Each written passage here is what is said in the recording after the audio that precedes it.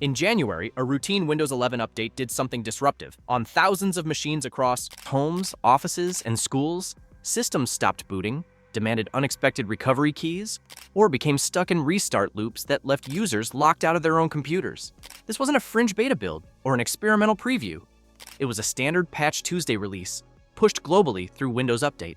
Microsoft acknowledged the problem publicly, paused parts of the rollout, and issued what amounted to an emergency warning and workaround guidance for affected users and IT administrators.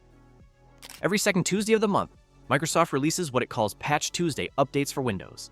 These updates are a cornerstone of how Windows is maintained globally. January's Windows 11 update followed this long-established cycle.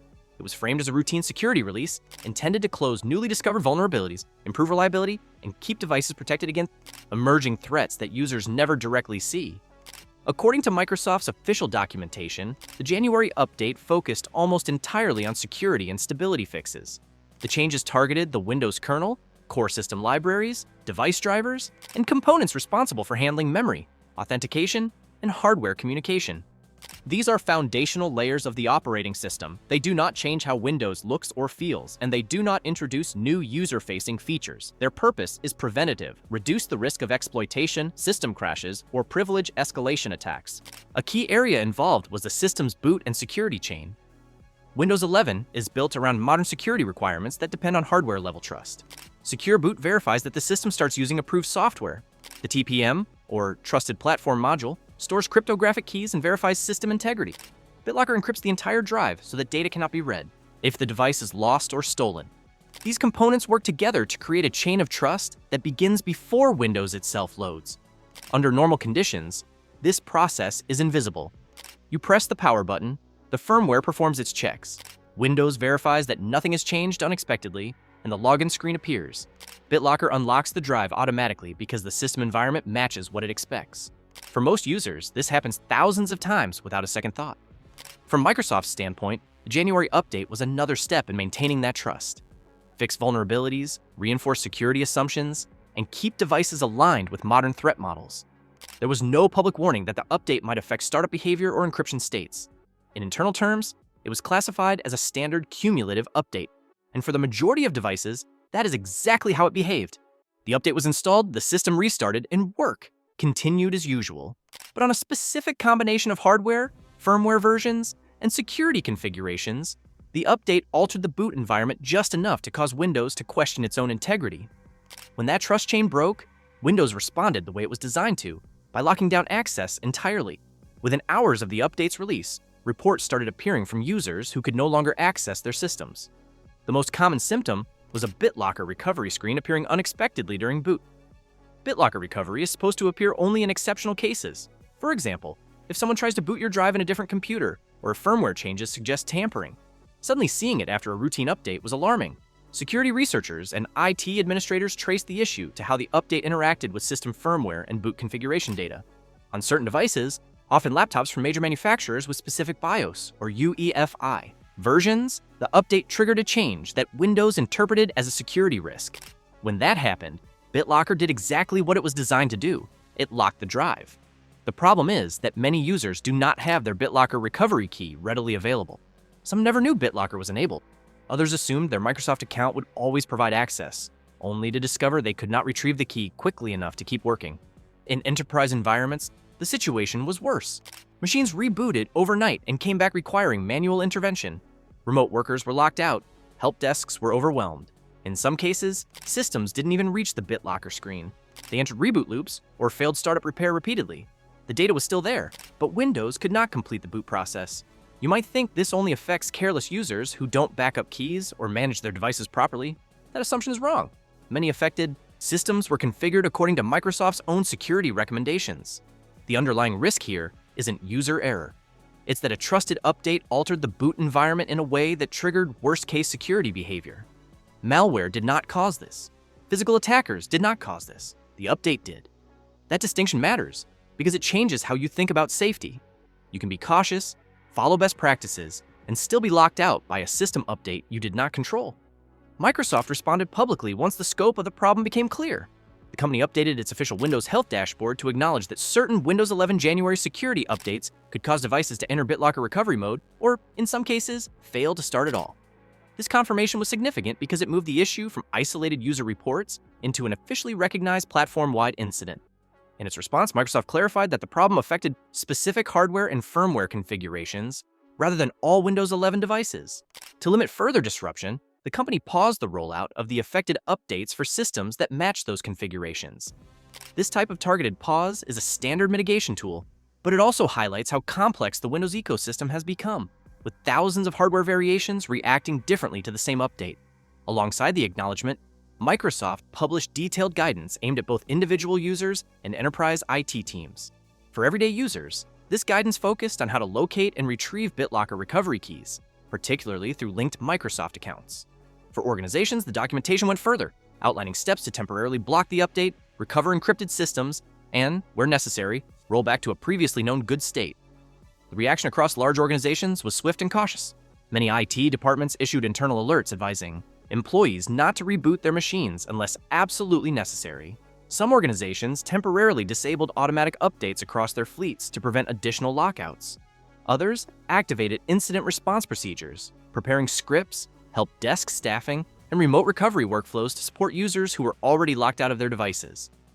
Although the incident did not immediately trigger a formal regulatory investigation, it drew close attention from professionals focused on digital resilience, continuity planning, and enterprise risk management. Modern operating systems are designed to update automatically to reduce security exposure. When those updates interfere with the ability to boot or decrypt a system, the impact scales rapidly, especially in environments where downtime has real-world consequences. At the center of the issue is a question of trust. Security mechanisms like BitLocker are built on the assumption that operating system updates are inherently trustworthy events.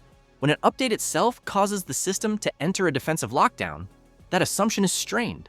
The result is a tension between security and availability, two goals that are supposed to reinforce each other rather than compete. For regulators and public institutions, this kind of failure is closely watched, not because it suggests wrongdoing, but because it reveals systemic risk. A single update, distributed globally and installed automatically, has the potential to interrupt operations in hospitals, schools, financial services, and government agencies within a matter of hours. Incidents like this reinforce why update reliability, transparency, and rollback mechanisms are as critical to digital infrastructure as the security fixes themselves. To understand why this matters, visualize a few relatable situations. A freelance journalist is traveling for work. Their laptop updates overnight in a hotel room. In the morning, it boots directly to a BitLocker recovery screen. The recovery key is stored in an account they can't access without another device. Their notes, contacts, and drafts are suddenly unreachable. Or take the example of a small business owner. Accounting software, invoices, and tax documents live on a single Windows 11 machine. An automatic update triggers a boot failure. The data is intact, but the system will not load without technical intervention. Payroll is delayed. Deadlines are missed. Now think about a college-goer during an exam season. Their laptop restarts after installing updates and never reaches the login screen. Assignments and study materials are locked behind encryption they never knew existed. None of these examples requires extreme behavior or rare hardware. They rely on ordinary people using mainstream devices exactly as intended. This is where the word bricked comes from. Technically, the hardware still works, but functionally, the device becomes an inert object until a complex recovery process succeeds. The psychological impact matters too. When people lose access to their systems unexpectedly, trust erodes. Updates are meant to feel safe and routine. Once that assumption breaks, users hesitate, delay patches, or disable protections entirely, which creates new security risks down the line. Microsoft moved quickly once the scope of the problem became clear. The company paused distribution of the problematic updates for systems that matched the affected configurations, reducing the number of new devices being impacted. Support documentation was updated to reflect the issue, and guidance was expanded to help users and IT teams identify whether their systems were at risk.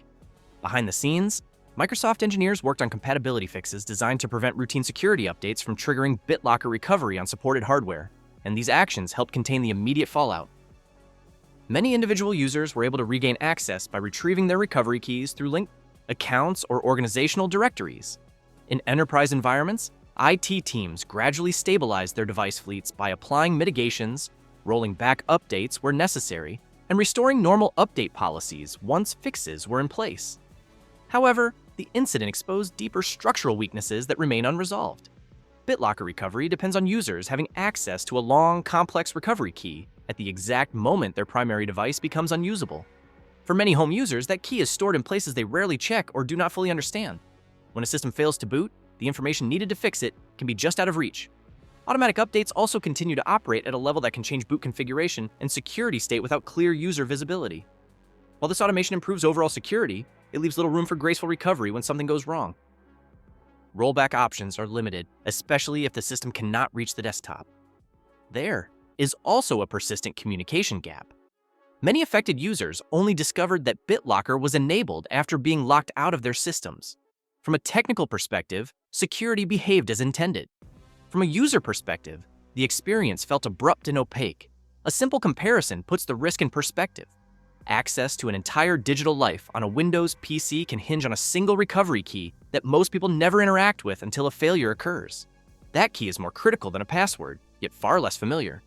The January update did not create this vulnerability. It revealed it.